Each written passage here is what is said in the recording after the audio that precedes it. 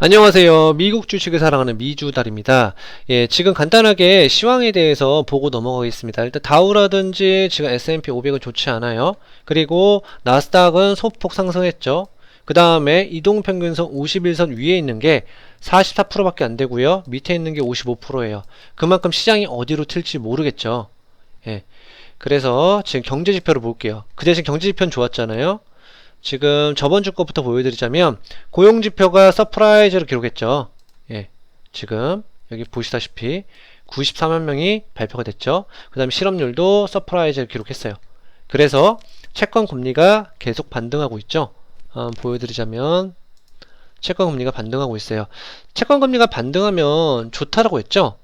지금 성장이 동반된 이렇게 금리 상승 좋다라고 했어요. 왜 그러냐면 간단하게 좀 설명 좀 드릴게요.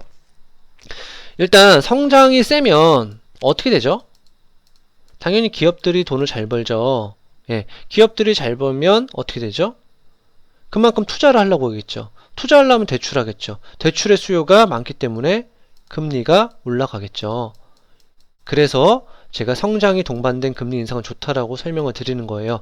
그래서 금리가 인상을 했고, 그 다음에 달러 값이 보면 달러가 지금 강달러가 되고 있습니다. 지금 달러 인덱스를 보여드릴게요. 달러 인덱스는 계속 올라가고 있죠. 그만큼 미국 시장으로 돈이 들어온다는 거죠. 지금 중국을 통해서 한번 볼게요. 기사 내용을 보면 중국 같은 경우는 지금 딜레마에 빠졌습니다. 지금 보면 일제히 하향 조정을 했어요. 예. 지금 GDP도 기존의 7.4에서 6.7%로 내렸고요. 올해 전체 성장률도 예상치를 낮췄어요. 또한 수출률이 많이 감소를 했는데요. 지금 보면 7월 수출은요 19.3%가 늘어서 지난 32.2%에 비해서 떨어졌죠. 시장 전망치는 20.8%였는데 못 미쳤죠. 지금 왜 그러냐 한번 볼게요. 제가 환율을 그때 설명드렸죠. 지금 달러 대비 그 중국 위안이 어떻게 되고 있죠? 강세죠. 지금 환율은 계속 내려가고 있는데 예? 달러는 약세예요. 중국 입장에서 달러는 약세고 위안이 강세예요. 그쵸? 이러면 위안이 강사면 어떻게 되죠? 물가는 어느 정도 안정을 되찾을 수 있어요. 그렇지만 수출을 할 때 어떻게 되죠? 달러가 약세잖아요. 가격 경쟁력이 안 되죠? 예. 가격 경쟁력이 안 되기 때문에 위안이 강세이면 수출할 때 애를 먹겠죠. 그만큼 손해를 볼 수밖에 없겠죠. 그래서 그 점에 대해서 이제 다시 한번 설명을 드렸고요. 그래서 지금 중국의 생산자 물가 지수만 봐도 9%예요. 예. 계속 상승 중에 있고요. 이렇게 되면 어떻게 되죠? 이 생산자 물가를 소비자한테 전가를 시켜야 돼요. 소비자한테 전가를 못 시키면 어떻게 되죠? 기업들이 손해를 보고 기업들의 주가가 떨어질 수밖에 없겠죠. 그래서 지금 어떻게 되냐? 다시 한번 설명을 드리자면 예. 다시 차트로 돌아갈게요. 지금 달러 인덱스가 강달러면 달러의 수요가 많다라는 거죠. 그러면 돈이 성장이 센 데에서, 성장이 작은 데에서 성장이 큰 곳으로 가겠죠. 돈이. 그쵸? 예? 그렇기 때문에 이게 자본 유출이죠. 예. 그래서 간단하게 설명드렸고요. 이거는 중국에서 2015년도에 있었어요. 그래서 제가 저번 시간에 설명드렸죠. 중국에서 이 예방을 하려고 예금금리 개혁이라든지 지준율 인하라든지 그런 것들을 하는 거고요. 그래서 간단하게 알려드리고요. 일단 넘어갈게요. 다시 보여드리자면 지금 경제지표가 또 어저께 발표된 것 중에 구인 채용 공고가 또 서프라이즈를 기록했어요. 그만큼 경기가 좋다라는 거를 반증하고 있는 거죠.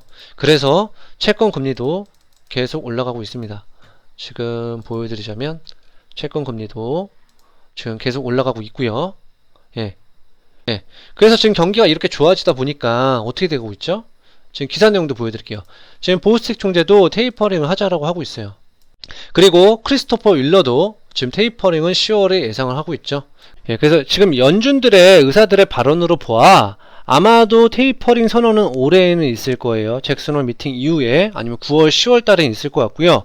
테이퍼링 시장은 내년부터 시작하지 않을까 생각을 하고 있습니다.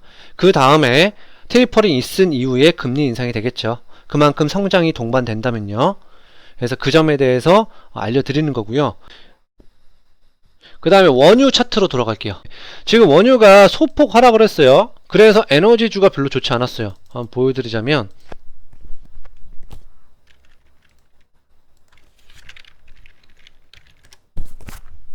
네, 에너지주도 지금 내려갔었죠. 그래서 다시 오일로 넘어갈게요. 오일로 넘어가면 지금 오일 가격이 이렇게 내려가는 이유는 뭘까요? 그거를 간단하게 보여드릴게요. 기사 내용을. 지금 델타 변이 바이러스로 인해서 수요 위축이죠. 다시 오일로 넘어가면 오일 가격이 내려가는 원인은 두 가지가 있습니다. 한 가지는 방금 전에도 얘기했듯이 수요 위축이랑 그 다음에 한 가지는 바로 공급 과잉이죠. 그러니까 지금 이게 왜 틀리냐면 알려드릴게요. 예전에 한 1980년대로 가볼게요. 원유 가격을 한번 1980년대로 가보겠습니다. 지금 결론만 얘기를 하자면 공급 과잉이에요.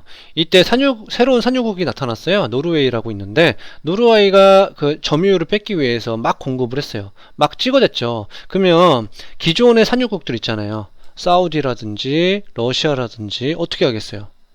아니 노르웨이에서 막 증산하는데 당연히 같이 증산할 수밖에 없겠죠. 그러면 공급이 늘면 그만큼 수요는 줄어들겠죠.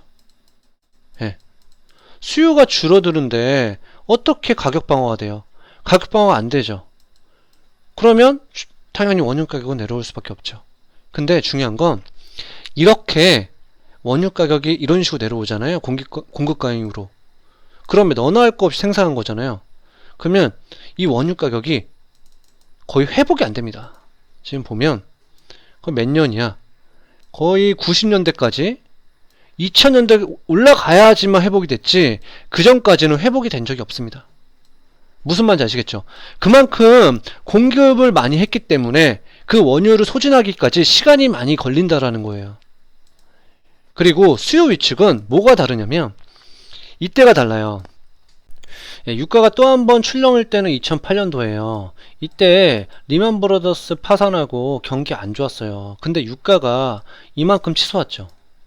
그러면 물가가 올라갔다는 소리죠. 물가가 올라가면 소비 심리가 어떻게 되죠? 위축되겠죠. 당연히. 그러면 어떻게 돼요? 유가는 떨어질 수밖에 없죠. 그렇죠? 140불 했던 유가가 30불까지 내려올 수밖에 없습니다. 근데 여기서 연준이 어떻게 했죠? 소비 심리가 위축된 거죠.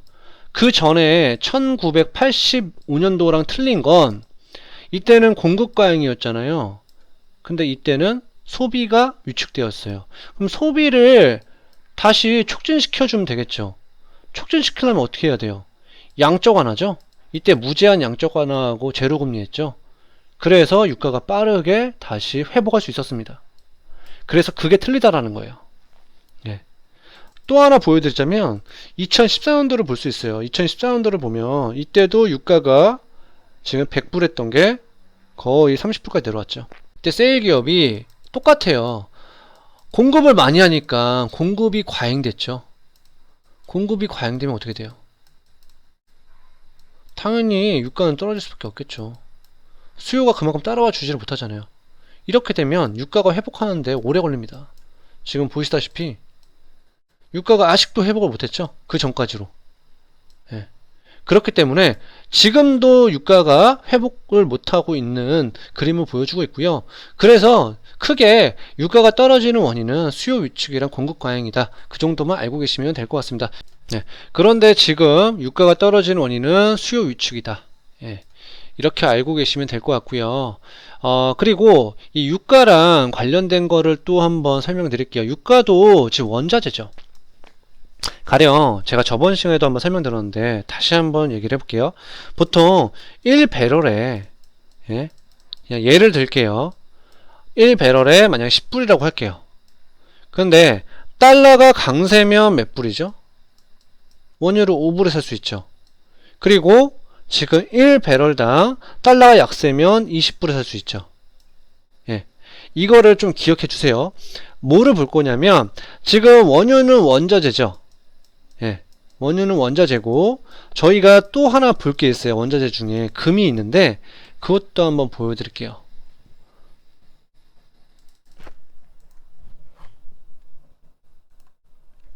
제가 또 금을 가져왔습니다. 이게 금 ETF죠. 뭐를 말해주고 싶냐면 지금 달러 인덱스잖아요. 예. 아까 전에 제가 1배럴에 10불, 그 다음에 5불, 그 다음에 20불이라고 했어요. 그러면 이것도 똑같이 얘기를 할게요. 만약에 1온스에 1온스에 가령 10불이라고 할게요. 그러니까 이거 엄청 낮은 숫자인데 그냥 이렇다라고만 알고 계세요. 강세면 5불이고 약세면 20불이라고 할게요. 이렇게 되면 한번 생각해 보세요. 달러가 강세면 당연히 골드값이 내려가겠죠. 보세요. 달러가 강세인데 금은 내려가죠. 제가 그리고 또 금을 싫어하는 이유가 하나가 있습니다. 이것도 있지만 이거를 먼저 설명하고 넘어갈게요. 그러면 다시 한번 볼게요. 달러가 약세면 1온수에 20불 되죠. 그러면 금 가격이 올라가겠죠. 달러가 잘 보세요. 다시 지우고 할게요. 지우고 지금 이게 달러 인덱스예요. 이게 달러 인덱스예요. 이거는 지금 금 ETF고요. 그러면 다시 볼게요. 만약에 달러가 약세다. 그러면 금 가격이 올라가죠. 무슨 말인지 아시겠죠? 1온수에 가령 다시 10불, 그 다음에 강세면 5불, 예? 약세면 20불이라고 했어요. 그러면 달러 인덱스랑 금 ETF랑 정확하게 반비례죠. 그래서 이 정도에 대해서 이 정도는 좀 알고 계셔야 될 것 같아서 기본적인 거라 여러분들한테 알려드리는 거고요. 그리고 제가 금을 싫어하는 이유가 볼게요. 지금 2008년 때를 볼게요. 2007년이나 2008년 이때 달러 인덱스는 경제가 위기여서 반등했죠. 당연히 이때는 신용경색이죠. 그만큼 누구도 믿지 못했어요. 안전자산인 금마저 떨어졌죠. 금은 보통 안전자산이라고 많이 하잖아요. 원자재 중에. 근데 달러는 강세예요. 왜 그러냐? 신용경색이고 사람들이 아무도 믿지 못하니까 달러 수요가 더 많겠죠. 그쵸? 그리고 또 볼게요. 지금 코로나 때도 볼게요. 코로나 때도 보면 지금 달러 인덱스가 방어가 되죠. 근데 금은 내려가죠. 코로나 때도 내려갔죠.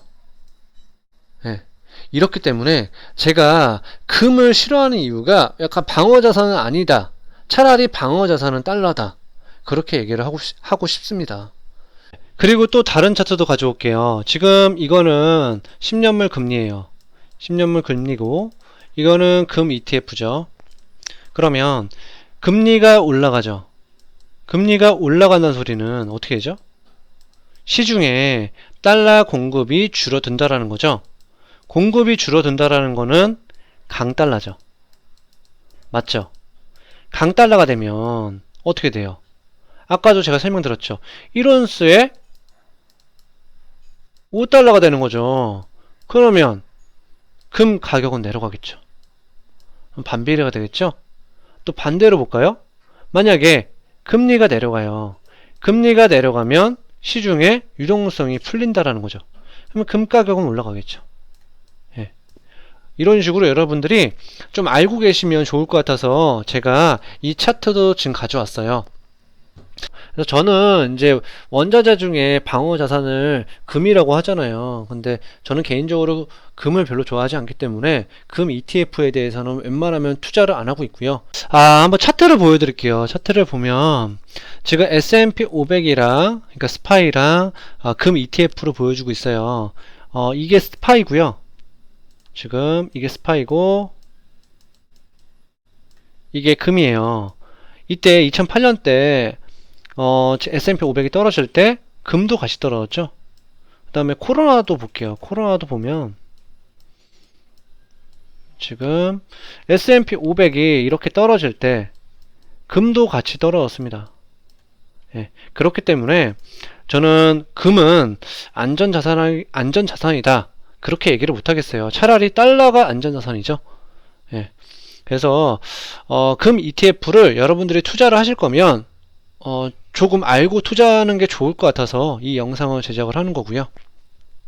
네, 그러면 다시 돌아가서 얘기를 할게요. 지금 시장이 좋죠. 기업들의 실적이 뒷받침해주다 보니 주가도 계속 올라가고 있죠. 근데 이게 언제 고꾸라질지 모르겠어요. 솔직히 시장이 불안불안하고요. 저는 계속 보수적으로 시장에 대해서 접근하고 있습니다. 그만큼 현금 비중도 거의 50% 가까이 해놨고요. 그래서 지금 이런 시기일수록 여러분들이 3배짜리 레버리지는 조심하셔야 될 것 같아요. XL이라든지 예, 그 다음에 FNGU 있죠. FNGU라든지 이런 3배짜리는 지양하는 거를 권해드리겠고요. 네, 그리고 제가 여러분들한테 매번 소개시켜드린 테슬라죠.